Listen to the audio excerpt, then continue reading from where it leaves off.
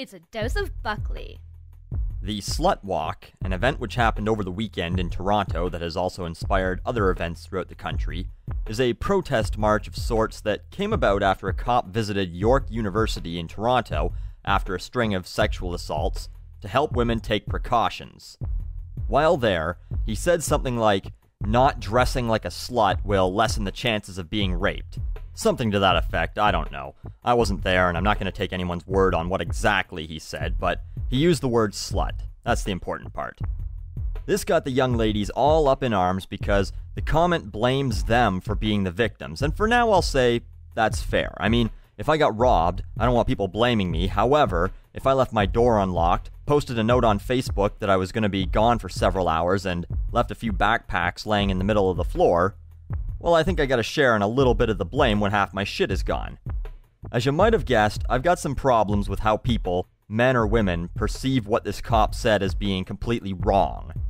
First of all, what the hell was anyone doing at a sexual assault prevention training seminar in the first place if they didn't want to be told how they, as women, should go about doing things to minimize the chances of them being assaulted? Did they expect the officer to come out and say, "Okay, look, I've talked with all the men in the world and we've decided enough's enough, no more raping. We're sorry that some of us have been such animals." I mean, before I go any further, I don't think rape is a woman's fault. It's a heinous crime and it shouldn't happen. However, think of it this way. You can't get angry when you go to a weight loss seminar and they say, it'd be a good idea to stop jamming whole Twinkies in your mouth until the box is empty, and maybe you should get some exercise once in a while.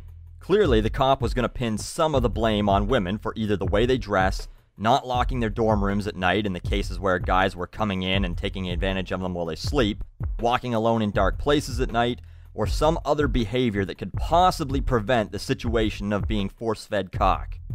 Now let's talk about some of the other things said by the organizers of the Slutwalk to disprove what Toronto's finest had to say.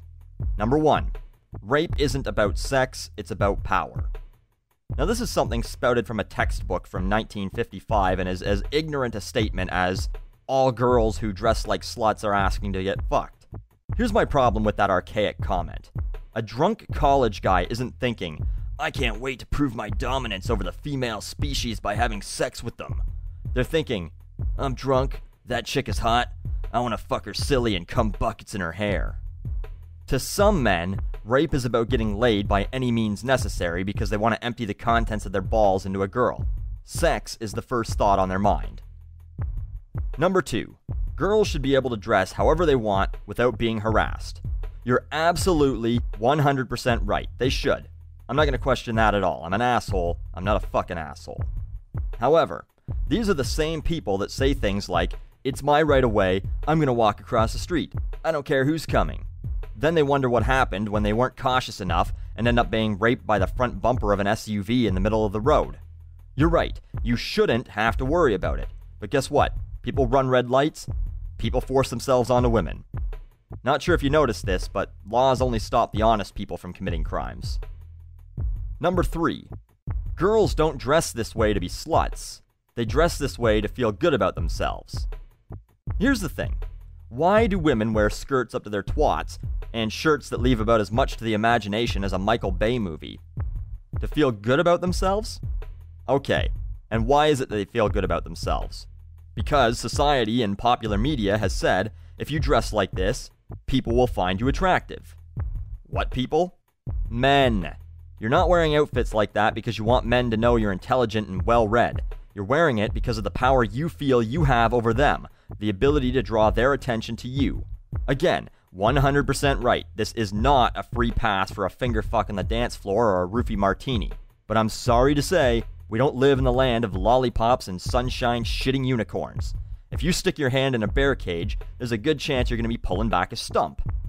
If you're going to go to a dark, packed nightclub dressed in a way that will attract the attention of men, especially the attention of douchebag date rapists, well, guess what a possible outcome could be?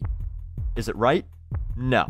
But it happens. And what the cop was trying to say in a crass and unpolitically correct way was that precautions can be taken.